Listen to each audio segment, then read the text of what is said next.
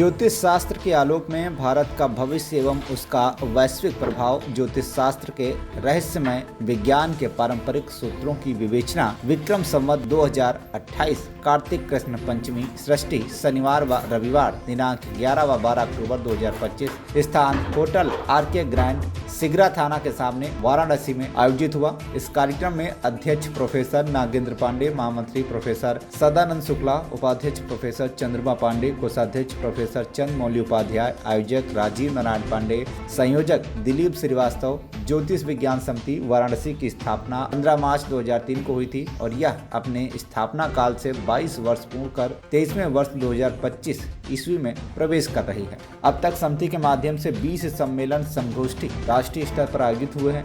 समिति की इस यात्रा में ज्योतिष विज्ञान की शीर्षक शोध पत्रिका का अनवरत प्रकाशन होता आ रहा है। इसका अब तक 13 वार्षिक अंक प्रकाशित हो चुका है और 14 अंक प्रकाशनाधीन है। इस पत्रिका के अंतर्गत अति दुर्लभ विषयों का संकलन है जो कि शोधपूर्ण, प्रमाणित तथा भारत के गणमान्य लेखकों द्वारा सुसज्जित है। इस अवसर पर काशी के सभी प्रतिष्ठित विद्वान एवं भारत के अनेक सुप्रसिद्ध ज्योतिर्विदों की उपस्थिति महत्वपूर्ण रही। ज्योतिष सम्मेलन हो रहा है राष्ट्रीय स्तर का।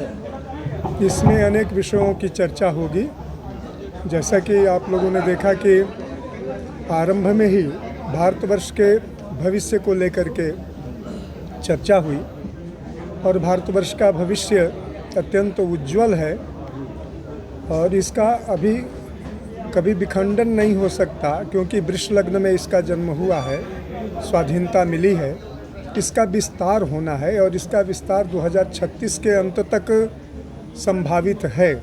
सारे ग्रह योग ये प्रदर्शित कर रहे हैं कि भारत आगे बढ़कर के विश्व का नेतृत्व करेगा और वो लगभग शुरू हो गया है। भारत अपनी भूमिका में आ चुका है और योगी राज श्री अरविंद के कथन के अनुसार 2020 से ही भारतवर्ष वैश्विक भूमिका में आ गया है और अब कोई संदेह नहीं कि उस भूमिका के अग्रिम नायक प्रधानमंत्री श्री नरेंद्र मोदी जी हैं। तो चाहे अब राहु हो या मंगल हो, वो भारतवर्ष की कुंडली में आने के बाद भी छिटपिट तो युद्ध और संघर्ष होंगे, जैसा कि आप लोगों ने मई में देखा ऑपरेशन सिंदूर के दौरान, लेकिन विजय भारत को मिली। और अनेक विषयों पर भी चिंतन होगा, वास्तु पर चिंतन होगा, जातक पर चिंतन होगा और जो इस समय के जो जाज्वल्यमान विषय हैं उन सभी विषयों पर यहाँ पर चर्चा होगी। आचार्य पवन त्रिपाठी, कोषाध्यक्ष श्री सिद्धि विनायक मंदिर मुंबई और मुंबई भारतीय जनता पार्टी उपाध्यक्ष। आज क्या कार्यक्रम है सर?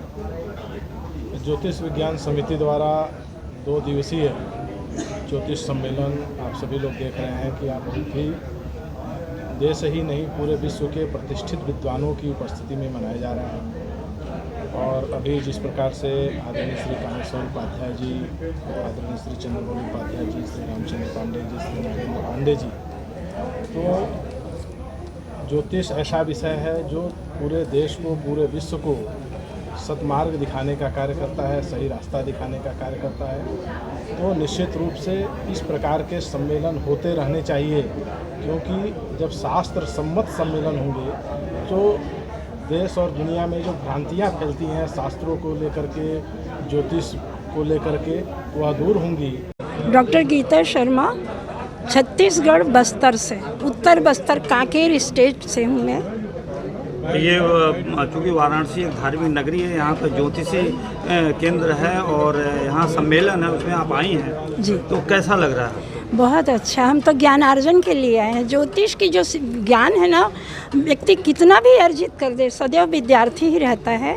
हम 2003 से यहाँ आ रहे हैं और प्रयागराज में भी हुआ था, वहाँ भी जा रहे हैं, कलकत्ता भी हम गए हैं। भारत देश में जहाँ साथ सम्मान या ऐसे भी सूचना मिलती है, मुझे आमंत्रण, मैं पहुँच जाती हूँ। मेरी पुस्तकें हैं ज्योतिष में जो प्रकाशित हैं। वाराणसी एक धार्मिक नगरी है जी। यहाँ के क्या लोगों को संदेश देना चाहेंगे आप? भाई धर्म की नगरी है, जो यहाँ रहता है वो अति भाग्यशाली है और उनके आकर्षण में, शिव जी के आकर्षण में हम यहाँ पहुँच रहे हैं। मतलब थोड़ा सा प्रसाद हमें भी मिल रहा है, हमें कि ये इतने भाग्यशाली व्यक्तियों के हम दर्शन कर रहे हैं। हर व्यक्ति काशी नगरी में निवास नहीं कर सकता। पौराणिक ग्रंथों में लिखा है कि शंकर जी के त्रिशूल में काशी का वास है और वहाँ हमारा पहुँचना, आप लोग का दर्शन करना हमारे लिए सौभाग्य की बात है और हम ज्ञान चर्चा में भाग ले रहे हैं, ये और सौभाग्य की बात है हमारे लिए। अपना परिचय दें आप। अपना परिचय दें चैनल को। मैं प्रोफेसर नागेंद्र पांडे और यह ज्योतिष विज्ञान समिति वाराणसी के द्वारा जो सम्मेलन, राष्ट्रीय सम्मेलन किया जा रहा है, यह बहुत ज्योतिष विज्ञान समिति 25 साल पहले स्थापित हुई थी, तब से निरंतर चल रहा है।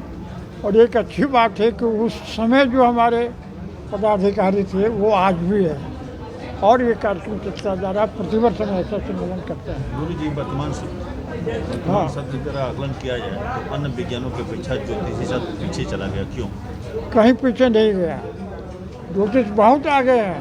छात्रों की संख्या कम हो गई। बिना ज्योतिष का कोई भी खगोलीय गणना हो ही नहीं सकती, चाहे वो नासा हो, चाहे इसरो हो, जाए जो भी खगोल शास्त्र पर काम कर रहे हों, ज्योतिष पर काम कर रहे हों, वो ज्योतिष ही कर रहे हैं। इसलिए मुझे कहने में अच्छा लग रहा है कि जो एस्ट्रो साइंस पढ़ाया जाता है यूनिवर्सिटियों में, वही ज्योतिष है। ज्योतिष पीछे नहीं हुआ। आज भी ज्योतिष पीछे हो जाएगा तो ग्रहण कौन बताएगा, मुहूर्त कौन बताएगा, महीने, पक्ष, तिथि ये कौन बताएगा? ये सब ज्योतिष बता रहा है। ज्योतिष सम्मेलन में कहाँ ज्योतिष आए थे? ये हमारा देखिए, अभी आपने देखा होगा, बॉम्बे से आए, फिर रायपुर छत्तीसगढ़ से एक पूरी टीम आई हुई है, फिर दिल्ली के लगभग आधा दर्जन लोग आ गए, उसके बाद कोलकाता से वहाँ लगभग जी कितनी संख्या होगी? यहाँ की 100 संख्या अभी तत्काल है, लेकिन थोड़ा अधिक है और कल और भी संख्या इसकी बढ़ेगी। ज्योतिषी को लेकर इस भारतीयों को कोई संदेश? मैं यही कहना चाहता हूँ कि आम जनता को भी ज्योतिष जानना चाहिए, पढ़ना चाहिए। और मैं ये कहूँ कि अनिवार्य रूप से कक्षा 8, 9, 10 और इंटर तक संस्कृत में ज्योतिष का एक विषय दिया जाना चाहिए, ताकि अपने तिथियों से, अपने कैलेंडर से, अपने ग्रह नक्षत्र से, केवल ऐसा नहीं कि पंडित जी ने कहा है, खुद वो समझ सकेंगे जो पंडित जी ने कहा। बलिया जिला से आया हूँ, नगरा ब्लॉक है, तारी बड़ा ग्राम है, वहीं का निवासी हूँ। ज्योतिष विज्ञान समिति से मैं बहुत पहले से जुड़ा हुआ हूँ और अस्थाई सदस्य इसका हूँ। इसका मैं अस्थाई सदस्य हूँ और BHU की काशी हिंदू विश्वविद्यालय से में जो सम्मेलन हुआ ज्योतिष का, उसमें पत्रिकाओं में मेरा नाम निकला हुआ है, छपा हुआ है, लेख छपा हुआ है।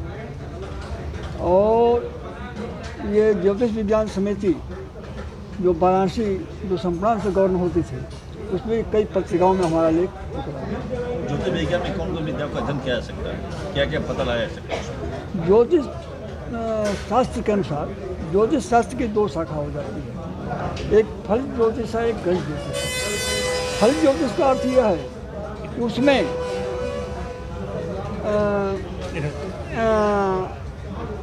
फलित ज्योतिष जो होता है संभावनात्मक होता है और गणित ज्योतिष होता है निश्चयात्मक होता है।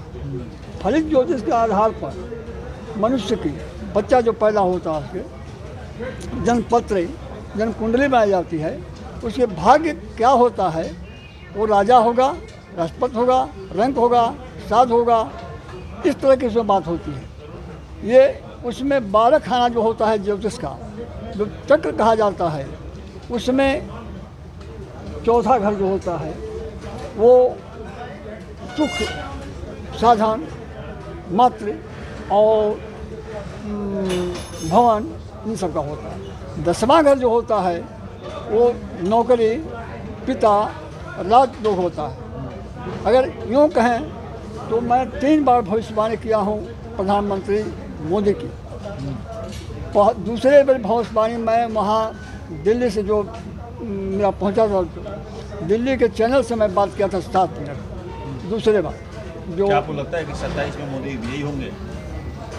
अगर रहेंगे तो निश्चित हो। अगले बार मैं कह देता हूँ यहाँ पर कि जोगी भी बनेंगे, अखिलेश का मुख्यमंत्री के चांस नहीं है अगला बार। ज्योतिष के आधार पर जो मोदी का जन्म हुआ था 17 सितंबर 1950 दिन रविवार 12:21 पर हुआ था, नहीं याद। प्रदेश में 27 में सरकार किसकी बनेगी आपकी जो अब वो सरकार तो मैं नहीं कह सकता, लेकिन प्रधानमंत्री रहे तो मोदी जरूर बनेगा। अगर जिंदा रहेंगे, कुछ संविधान में अंतर नहीं पड़ा तो फिर वही बनेगा। प्रदेश में किसकी सरकार बनेगी ये ज्योतिष नहीं बता पाएगा आज तत्काल तो मैं नहीं बता पाऊंगा। अच्छा, सनातन जी कोई संदेश, सनातन जी कोई संदेश इस ज्योतिषी शास्त्र को लेकर? सनातन संदेश यही है कि ज्योतिष शास्त्र एक अच्छा शास्त्र है और इसके अनुसार चलने पर ज्योतिष शास्त्र के अंदर ही संस्कार भी आते हैं, सूरख और संस्कार आते हैं, उसी के अंदर सभी कुछ ये वास्तुशास्त्र भी आता है, भवन निर्माण भी आता है, समझ ना। उसी के अंदर जल देखना है, कुआं देखना है, वगैरह वगैरह सारी उत्पाद वर्षात देखा जाता है। तो ज्योतिष शास्त्र एक ऐसा शास्त्र है, उसका आधार मान कर चलेंगे तो जीवन खुशहाल रहेगा, निबाद सकते हैं। नहीं भाई, भ्रम में मत जियो, हमारे संस्कार अच्छे होंगे, मुहूर्त अच्छा होगा तो संस्कार अच्छा होगा, संस्कार अच्छा होगा तो देश अच्छा होगा, और देश अच्छा होगा तो। वाराणसी से नजीबुद्दीन खान की रिपोर्ट, TV1 इंडिया न्यूज।